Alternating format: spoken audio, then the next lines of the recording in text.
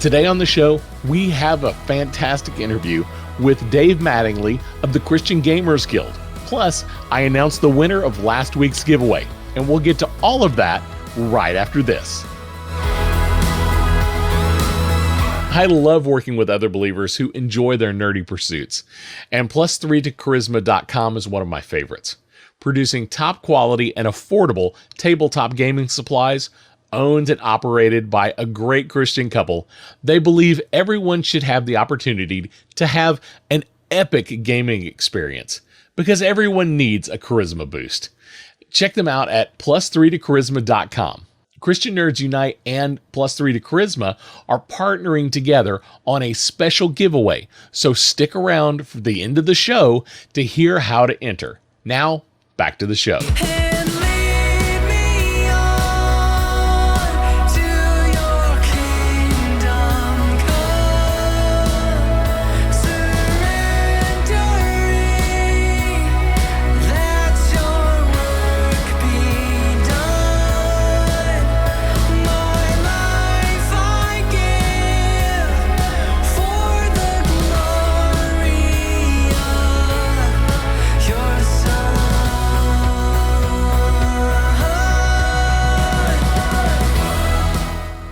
Welcome to week 3 of our 5-week series on tabletop role-playing games. And this week, we have an interview with Dave Mattingly of the Christian Gamers Guild. And we talk about church services at gaming conventions. But before we get to the interview, I want to share just a bit of scripture with you. Let's look at Hebrews 10, 24 through 25. And let us consider how we may spur one another on toward love and good deeds, not giving up meeting together as some are in the habit of doing, but encouraging one another, and all the more as you see the day approaching. Now let's get right into the interview with Dave Mattingly. I am so glad to be here with Dave Mattingly of davemattingly.net and also of the Christian Gamers Guild. Dave, it's so great to have you. We are continuing our episodes about tabletop role-playing games. So just give us a little bit of background. Who is Dave Mattingly? I still don't know. They haven't told me. I'm trying to figure that part out. I can do and have done a lot of things, and I am excited to see what the future holds, just like I hope most of us are. Started off interested in art, then switched to math and tech, got my major in math and computer science with minors in psychology and philosophy. Went to work for NASA as a teenager, writing space shuttle software, so I really was a teenage rocket scientist. You could make like a B-movie title out of that or something. Met my wife down there in Florida, got married at a young age, finished up my degree, and along the way have done all kinds of things. Been doing tech for 35-ish years as the main day job. Apart from that, I have almost always had some kind of side thing that I'm doing, whether that's running my own consulting company. I was an author for a long time, started off in fanzines, then got hired to be editor-in-chief for a magazine, then kind of split out on doing several at a time. After that, moved into books and started a publishing company. We did a whole bunch of role-playing things, primarily science fiction and superhero, not a whole lot of fantasy things, because that's always been where I am, more the sci-fi and superhero kind of guy. And after doing a lot of role-playing games, moved out into novels as well. And I think over the 13 years that I was there before I stepped down, we published maybe 50 to 100 role-playing games and maybe 200 novels or so, something like that. Wow. And I stepped down from Blackworm, WYRM, the name of the company, back 6-7 years ago. My former VP now runs that out of Nevada, but under a new name, High Rock Press. He also is the leader of Indie Press Revolution, if you've heard of that, and a few other things. Fantastic. You've done a lot of different things. And I'm not even done. Well, and creeping around on your page, I believe you also in the past have been involved in the 48-hour film project. Oh, those are so much fun. Yes. I am a huge fan, and I have actually been involved multiple times just to get us a little extra connection. The two big posters on my back wall, I directed this one. It's a 48, and the other one back there, I helped edit. And I've directed 2 different 48-hour film projects, so absolutely a blast to do those kind of things. Yeah, but last year, no, the year before, I was in a 48. They were filming a scene in a bar, but it was Saturday morning, like 9 o'clock, and all the bright sunlight was streaming in. They didn't really want that, so I stood near the back doors, and they put like some blankets over to stop the like porthole windows, but they still had this like crack of light in between. They said, "You're tall. Can you like stand over there and try to block the light?" And I thought, yeah, blocking light is one of my talents. So I stood there, while they did 18 takes or whatever for 2-3 hours, whatever. But in some of the shots, I was actually visible, standing there by the door. So they gave me a credit as a bouncer. So I have actual experience as pretend bouncer. So don't start the thing, buddy. There you go. Well, tell us I've done a few others in the past. They're always fun. Oh, they are absolutely a blast. Well, we're talking about tabletop role-playing games, not movies. I'll have you on sometime when I talk about 48 sometime. But tell me about the Christian Gamers Guild. What is that really all about? Sure. It started off as a listserv back in the mid-90s or so. I got involved after it had been around for a couple of years. And it's primarily Christians who game, just sharing ideas and questions, meeting up with each other, whatever happens to work out based on where you are and things like that. Most of role playing is fantasy stuff, which isn't the part that particularly interests me. So all kinds of, hey, I'm doing this, D&D thing or Pathfinder thing, but that's great, but it's not really my bag. A lot of the scenario ideas and help like that. We did publish a small newsletter magazine kind of thing for a little while called The Way, the Truth, and the Dice. The thing that we have probably become most known for these days is what I've been doing is organizing the church services at Gen Con and Origins and some local regional cons. Been doing that for the past 20 or so years. At Gen Con, we, whatever the biggest ballroom kind of thing they can get, we'll usually 250 to 300 people at a service on Gen Con. And I was doing some research into church demographics a few years back. And I realized that the average church in America on a typical Sunday will get 75 to 100 people, sort of. Yep. Which means that our once a year Gen Con church service is actually one of the largest church services in America now. Yes. Yeah. Which was amazing to realize and a lot of fun. The statistics you're seeing are the same ones that I've seen for several years. Yeah. Yeah. That's super impressive. And what kind of, did you start that, or is that something that you kind of took over from someone else? I didn't start the Christian Gamers Guild, but the church services, yes, I was the one who started doing those. Yeah. So what started that? What made you think, what we need to do is we need to go ahead and have a service here at Gen Con or whatever, whichever one you started it at. Right. Well, that goes back a ways, actually. When I got married, I was an atheist. Growing up surrounded by the engineering and all that kind of stuff, and being such a nerd myself, that's kind of where I fell.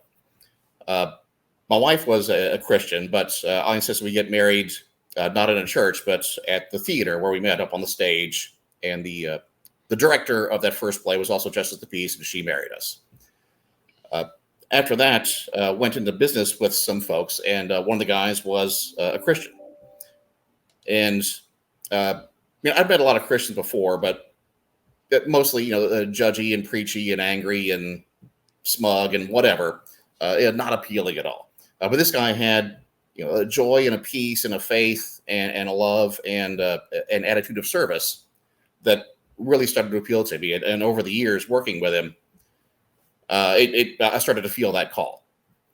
We would go to a lot of business conventions together on the weekends, drive, carpool for, 8 hours, whatever it is, get a hotel and go to this big conference kind of thing. And most of the time they spanned into Sunday, and he would always invite me, hey, do you want to go to a church service? Like, thanks, but no, I'll go ahead and pack up the room and get us ready, whatever.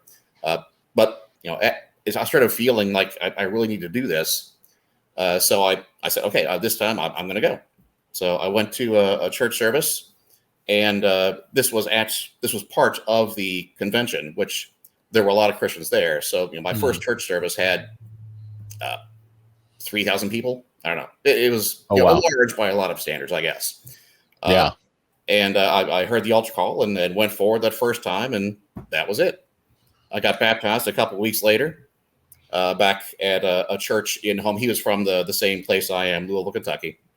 But what's interesting is that God knew a normal Christian couldn't talk to me, so he imported a guy. This was an electrical engineer from Iran who led me to Christ. Yep. Oh, wow. Yeah. So we started going to a church at home, my wife too. And before long, she started getting involved in the sign language ministry. She loved that. She would get up front with the service and sign, mostly during the music part. And then one of the more skilled interpreters would keep up with the entire sermon. And sometimes they would switch off in the middle, things like that. She was doing that for years. And I realized that, she is actually speaking to an entire nation of people living right here among us that most of us cannot communicate with. So I pulled back from the things I was doing at church, helping with the Easter pageant, working in the nursery, stuff like that. So she could devote more time, and I would just take care of the household stuff and things like that. So she could reach people that I was not able to reach. Several years later, her health got to the point where she could not continue to do that. But that's when I realized, I've been going to these game conventions. I've been writing and publishing and playing for a long time. I can speak to a nation of people living right here among us that most people can't talk to either. Yeah. So that's when I realized, there are Christians at these big game conferences. So you're usually faced with a decision of either, skipping that week or going to try to find a church in the city where you are. Then maybe it'll work for you, maybe not. Or just leaving and skipping the Sunday of the convention. So I figured, we can go ahead. There are going to be some of us there. So anybody who wants to can get together with us and we'll have a church sermon. I had no experience as a preacher. I can't sing at all. My wife would sometimes say I'm a jailhouse singer. I'm behind bars and I have no key. But despite that, put in Origins was the first game conference where I held one like this. And I think that first one we had 2 musicians and me and one person who came in to the wrong room looking for advanced chess tactics. But she stayed, and we had a great service, despite me not being able to preach or sing.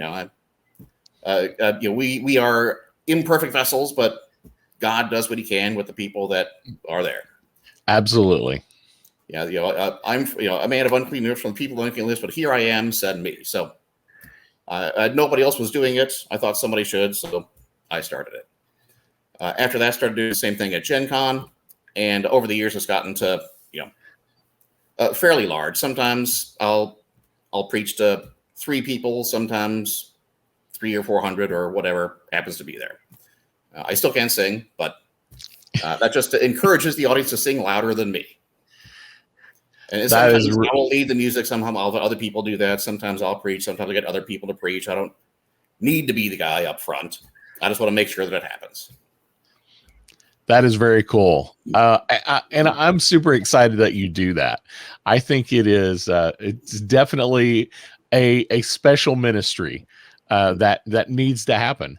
And so when you're, we're talking about the Christian Gamers Guild, and you talked about, it's a lot of people putting in ideas and asking questions.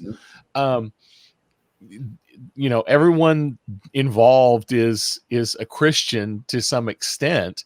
Do you see a lot of people curious? Not everybody is, right? Or curious.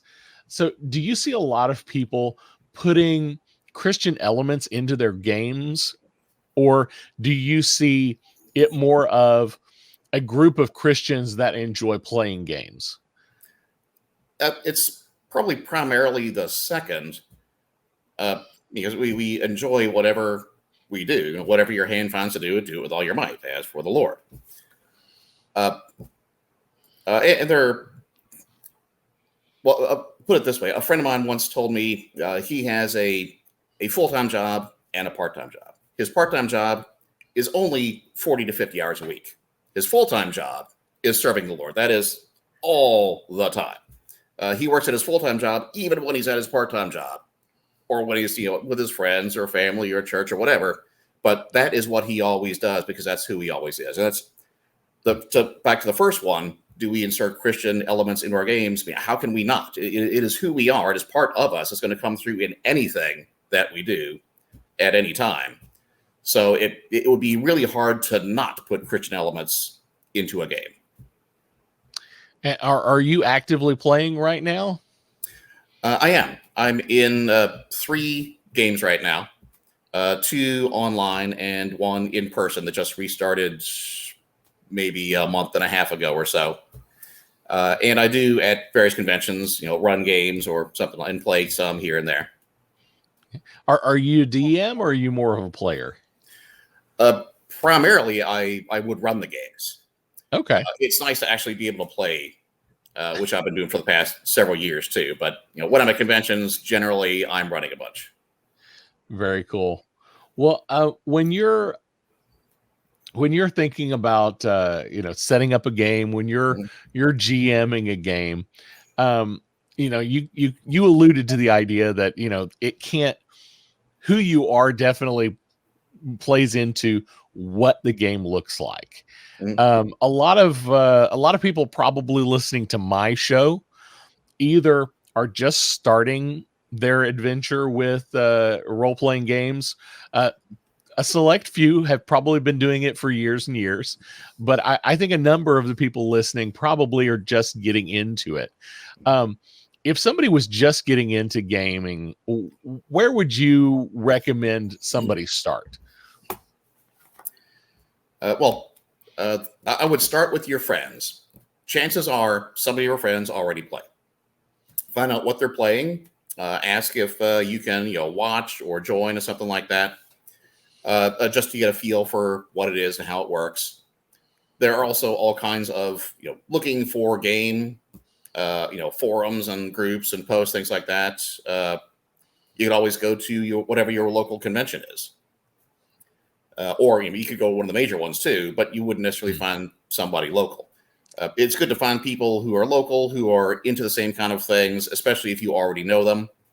And maybe you'll play science fiction, might be fantasy, might be modern day, might be superhero, might be absurdist or comedy. It could be all kinds of things.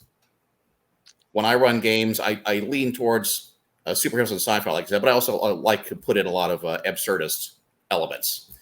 One of the games that I run, I kind of share the world with a friend of mine who first came up with it. It's the Serial Killers world. Cereal, CER, breakfast cereal. So all of you are a cereal mascot of some kind. You are Toucan Sam or Captain Crunch, Tony the Tiger, whatever. But you are in a grim and gritty world.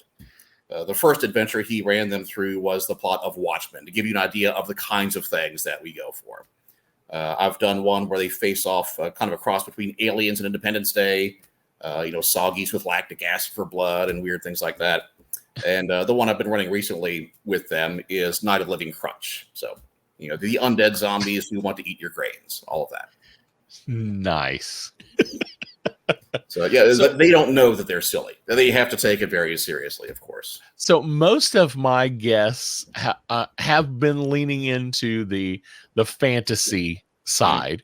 And what drew you to the more sci-fi or superhero side of role-playing games?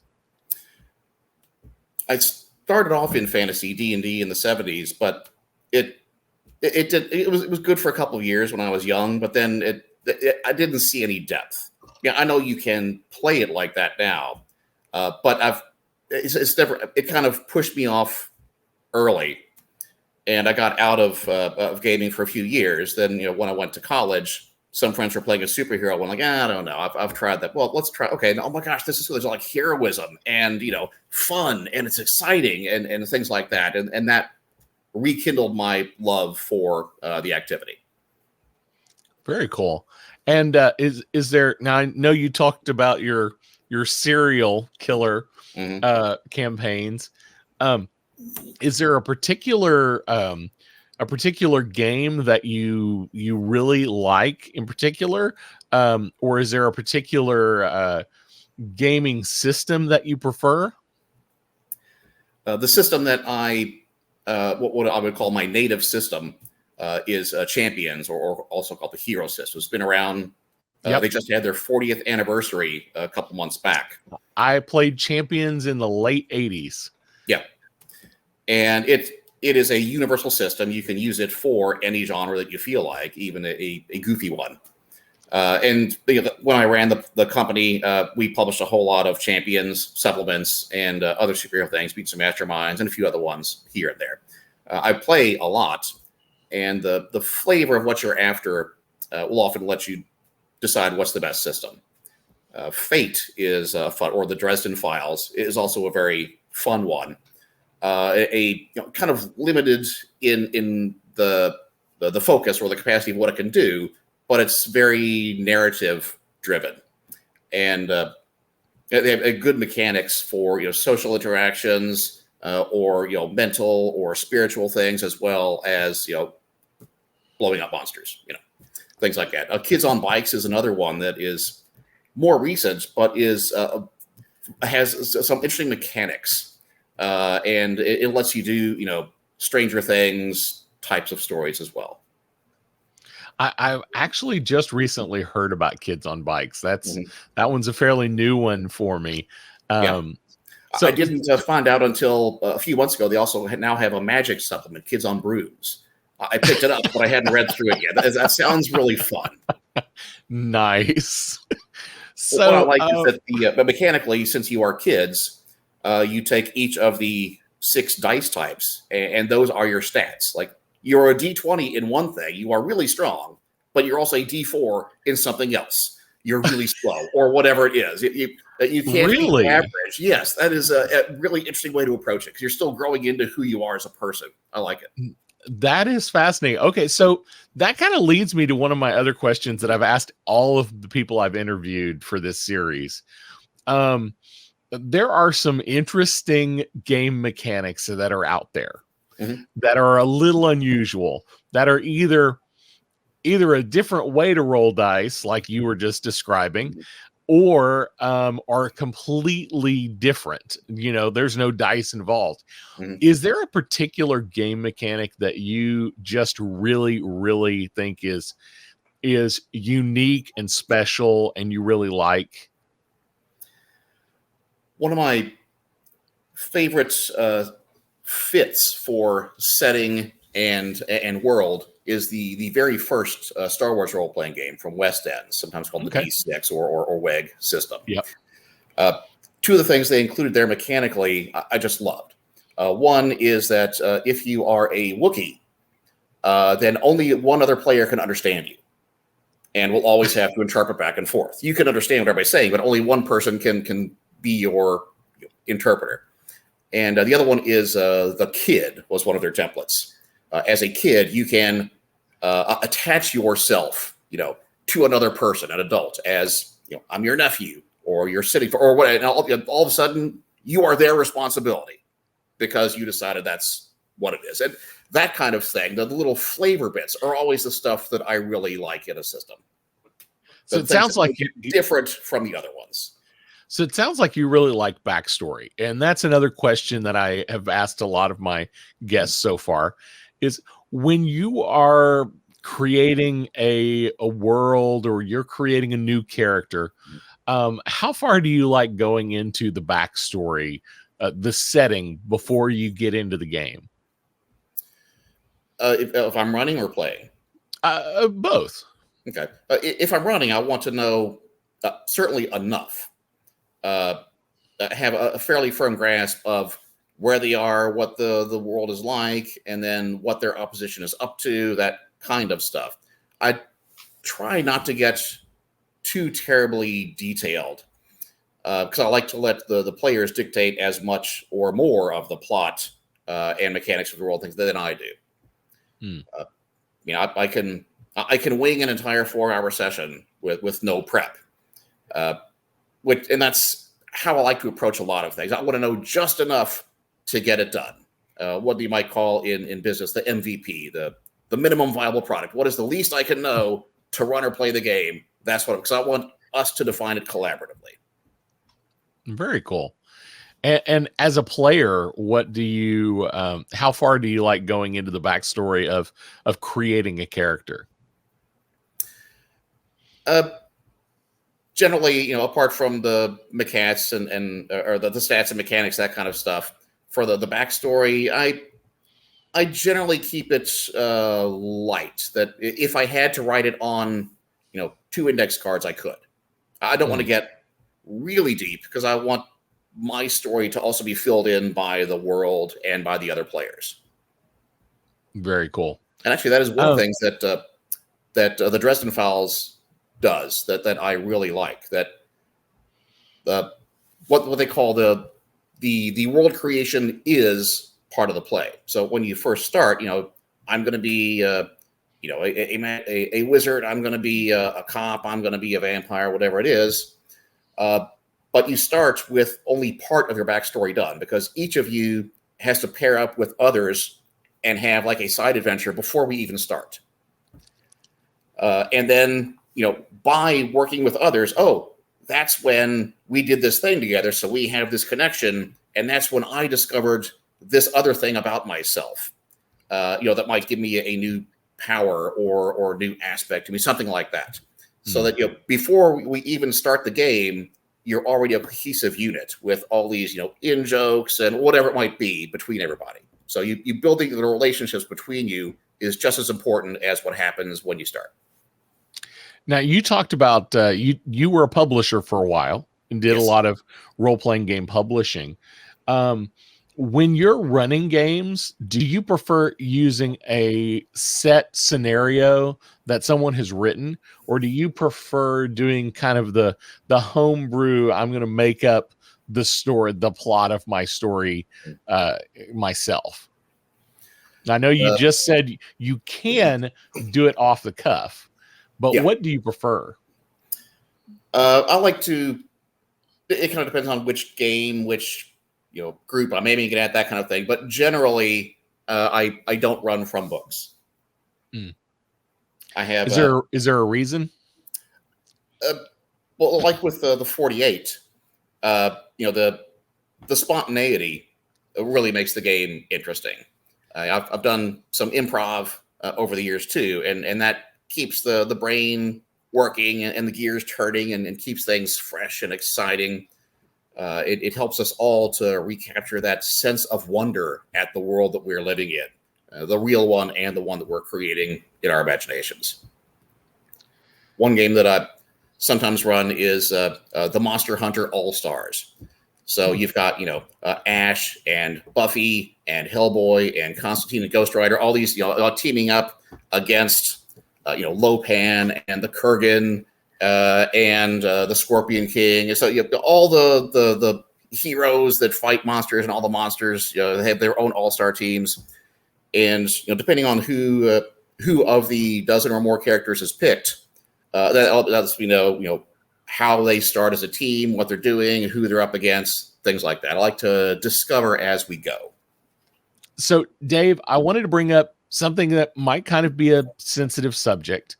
I know not too long ago you lost your wife, and I'm so sorry for your loss. And these are tragedies that happen in everybody's life. But how has that affected you and what you do? Was your wife involved in your gaming life before? She was not. She was always the actress, singer, dancer, performer type, and all this sitting at a table and pretending stuff. She tried a couple times. It really wasn't her thing. So just like me being a total tech nerd, she said she would just smile and nod when I got into technobabble things. Okay, whatever. My wife is the same. And we always try out our best to understand and support each other, things like that. She was very involved in helping the deaf earlier, as I said, but then after she couldn't do that anymore, she started focusing a lot on the homeless. And every week I was there helping sort and stock things and loading up the van and all of that kind of thing. But yeah, gaming wise, she was never really a big part, just that she knew, especially once I started doing the church service, that it had an impact. And this was part of a ministry that I happen to enjoy, because we should all enjoy what we do. Absolutely. And how has that loss impacted you? Well, for the first, maybe 2-3 months, it was primarily logistical, trying to take care of things and, the insurance and will and organizing a service and all that kind of stuff. Now that we finally had a memorial and all the paperwork seems to be almost entirely done. So like, one more thing for a secondary court hearing kind of thing. Now that all of that is out, now it's just me in the house. My son moved out in April, bought his first house at age 24. Way to go. Better than I was doing at that age. Wow. I know. But now it's just a matter of me trying to figure out what is next. I don't know. We were married actually 2 days ago, would have been our 33rd anniversary. Wow. And I've been married well over half my life. So what is next for me? I'm still trying to figure that out. I'm open to whatever's coming along. Good to hear. Well, going back to gaming just a little bit, what does the Christian Gamers Guild have any big plans? I know COVID kind of put a hiatus on a lot of conventions, and we're just starting to see things open up. I know, like San Diego Comic-Con didn't happen live this year, and they went virtual once again. But they're looking at something in November now. How has that affected the gaming conventions? Origins and Gen Con are both happening in person this year. They are I think the two largest tabletop gaming conventions in the country.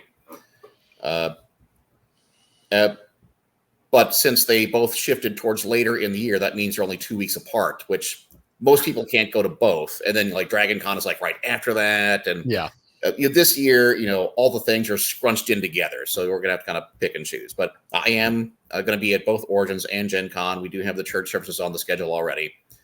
So I haven't decided yet who's going to be doing the preaching and music. I haven't reached out to my usual folks yet. But, we will go on and do our thing like we always have. So if someone, let's say someone had a local convention, a smaller convention that, but it did go over the weekend and had a Sunday. How would you recommend if they wanted to see about starting a service? How would you recommend they start that process? Who would you say they need to talk to or contact, or do you think that should look like?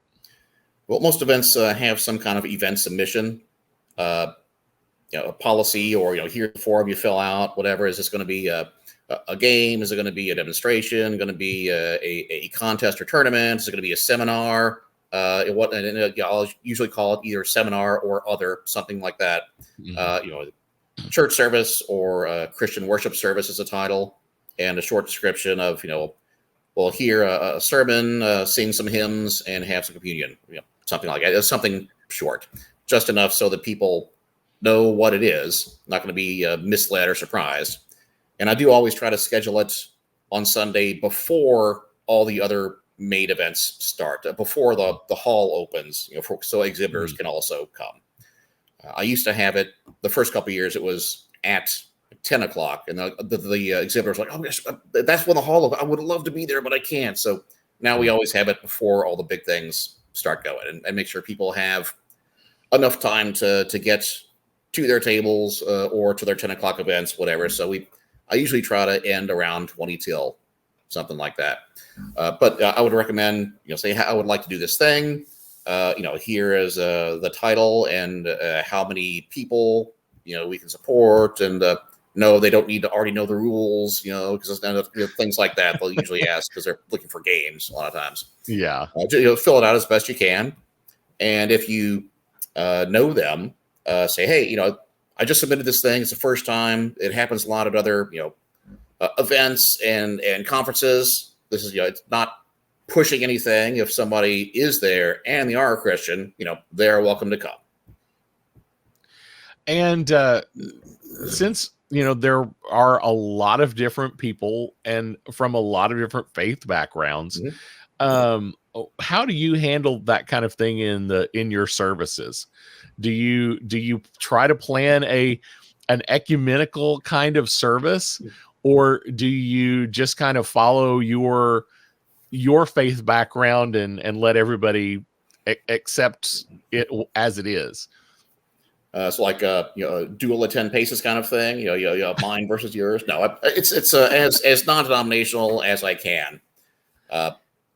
And at least when I'm preaching, I'll generally try to theme the sermon based on what we're there for, or something that we all like or have in common. The news did a featurette when I did an Infinity War sermon at a convention, a while back. Or might preach about zombies or aliens or pirates, something like that. Just like your normal Sundays, right? But I want to have something that I always make sure at least one of the songs is one of the old. So no matter what you're from, you're going to know, Amazing Grace or How Great Thou Art, or there's going to be one that everybody knows, no matter what church kind of a background you have. And sometimes some of the newer ones, sometimes more hymns. It just kind of depends what mood I'm in or how I'm inspired, I guess, at the time. But the sermons are usually not so light that it feels like you're listening to, some kind of not a motivational speech. There is some meat, not just milk, but yes, not enough to push anybody away. Gotcha. Very cool. Well, I'm excited about what you do. I love the idea of bringing a church service into the gaming convention, and I have been on the email list for the Christian Gamers Guild for quite some time, long before you and I met, actually. Yeah. I'm absolutely just a fly on the wall. I hardly ever post anything in the email list, but for those who are interested in getting involved, how do they get involved in the Christian Gamers Guild? There is, if you go to the website, christian-gamers-guilds.org, there'll be links there to the Facebook group and the email list, things like that. Just hop on the email list, introduce yourself, or on the Facebook page, whichever it is, and tell us, what kind of games you like and where you are. And there's like 4 of us that live in your city. You get together and hang out or play a game or two. We started out primarily role-playing games, but all kinds of card games and board games and war games and LARPers, whatever kind of game you like, come and hang out and talk with us. Fantastic. Well, Dave, it was great talking to you today. And I look forward to our friendship in the future. Sounds excellent. I was kind of hoping to grow my enemies list, but I guess I'll slide you into the friends column. That sounds great. It was great talking to Dave Mattingly about the Christian Gamers Guild. And I put links to his sites down below in the notes, so go check them out. And I've also included some other links to resources and products you might be interested in. Now it's time to announce the winner from this past week's +3tocharisma.com giveaway and talk about this week's giveaway.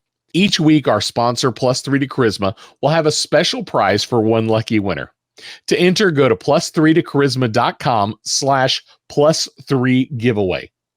Winners will be chosen randomly on Sunday afternoons at 2 p.m. Pacific time from all entries and will only be announced on the podcast. So don't forget to listen in each week to see if you won. The final week, we will give our grand prize away.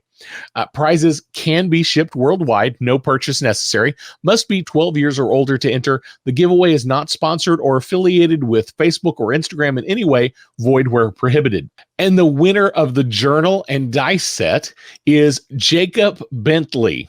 Jacob, please send an email to +3tocharisma@gmail.com to claim your prize using the same email address you used to enter the contest. Put CNU podcast winner in the subject line and include your contact information and your shipping address. And +3tocharisma will get that prize out to you as quickly as they can. Now, this week, +3tocharisma.com is giving away a tabletop gaming package, including one set of black marble 16mm dice, a 3D printed dice tower for 30mm dice or smaller, and a wooden rolling tray in ebony with a black sparkle felt interior. +3tocharisma says this is their most popular gaming package. It includes everyone's favorite ebony stained wood rolling tray with our black sparkle felt interior. Our trays are extra special as they have a layer of foam under the felt to give you the perfect cushioned roll. These trays are perfect for gaming, storage in between games, and traveling gamers. Their dice towers have a brick exterior design and are specially designed for compact spaces and traveling gamers. They are sturdy and durable and roll like a champ. And the set of 7 acrylic polyhedral 16mm dice are in black marble. And we all know great dice are a must for any gamer. So go enter at +3tocharisma.com/+3 giveaway. That's +3tocharisma.com/+3 giveaway. And we'll announce the winner on the podcast next week. Well, that's all I have for you today. Don't forget to go like, subscribe, follow, click all the links. And you can find us on most social media platforms at Christian Nerds Unite. You can also find all of our links at christiannerdsunite.com, including our link to our YouTube channel. And while you're there, click on the support tab. Check out our Patreon. We would love to have you as a supporter. Before you go, I want to leave you with this blessing. Lord Jesus Christ, send us out with confidence in your word to tell the world of your saving acts and bring glory to your name. Amen. We'll see you next week.